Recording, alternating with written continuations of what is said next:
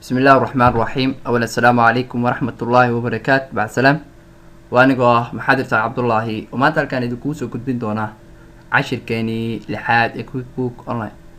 عشر كان لحد عكال دونا deleting unnecessary accounts إن أسكت ديليدو أو أسكت ترتو أكاون هذا مركز أبانين. سيانو سمينو حنسوك عنايا جوجل كروم. جوجل كروم markaan soo kiciyo waxa halkan ay u kacsan waa company-ga soo awjeedaan Mohan Electronics campaign. waxaan imaan doonaa accounting dan waxaan ka dooran doonaa jar of account.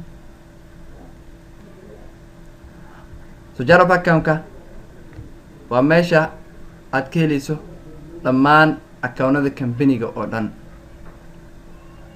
jar of account-ka sidoo kale waa meesha haddii aad u baahato inaad account cusub samaysato meesha ku ogolaanaysa walow QuickBooks uu markaasi ku siinayo option kale oo markaas meesha aad ugu baahato aad ka samayn karto.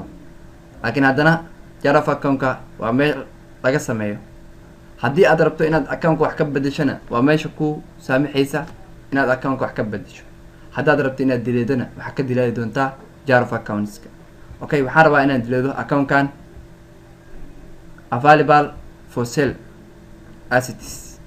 si aan u dileedo account-ka geeskiisa account history geeskiisa falaar madow ayaa ku taala hoos ujeeda. falaartaas ayaad waxaad ku siinaysaa click dan waxaa ka dooranaysaa delete. are you sure you want to delete this? ma rabtaa inaad dileedo? yes aa leedahaa waan dileedayaa. waa dileeday. mid ogow marka account-ka mar haddii uu transaction ku dhaco kuma ogolaan doono inaad dileedo.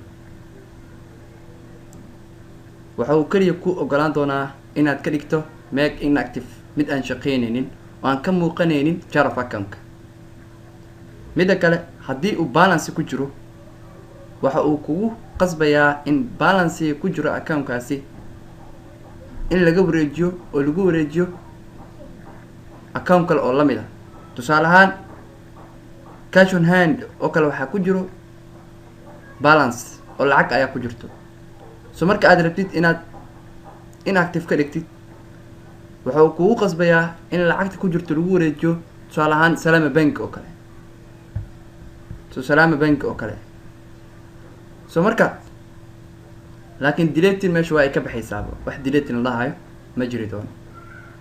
haddii deleting lagu ogolaado oo lacagtiina account-kii ay raacdo hadhow xisaabaadkaaga waxaa dhici doona inay isdhaafaan. sidaas ayaa la diidayaa. QuickBooks Online ayaa keliya ogol barnaamijka hadda aan kuu sharaxayo. okay, account-ka aad dileeday sidee baad dib u soo celin kartaa ayaan rabaa inaan ku tuso. halkan setting ay ku qoran tahay imaa dan waxaa dhahdaa include inactive. dan halkan waxaa ku qoraysaa filter by name-ka waxaa ku qoraysaa deleted. jeeda soma available for sale assets waan dileed sooma kaliya halkan waxaan ku dhufanayaa make active ka dhig ayaan leeyahay.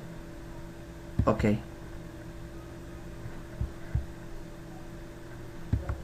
halkaas jar of account ku dhuf. jeeda sooma available for sale assets waa uu soo laabtay. halkan ayaa waxaa ka qaadaysaa include inactive. jeeda sooma account active-ka ku ah hadda oo kaliya ayaa halkani kaaga muuqanaya. marka account hadaad rabto inaad dileedo habkaas ayaad u dileedaysaa. haddaad rabto inaad soo celisan habkaas ayaad u soo celinaysaa. cashirkeena maanta intaas oo inoo egyahay. waxaan idinka codsanayaa inaad channelkan subscribe aad dhahdaan videogana aad gaarsiisaan dadka walaalihiina ee jecel inay bartaan QuickBooks Online oo aad share dhahdaan. haddii aad wax su-aal qabtaanna qaybta comments-ka fadlan noogu reeb. waa mahadsantihiin.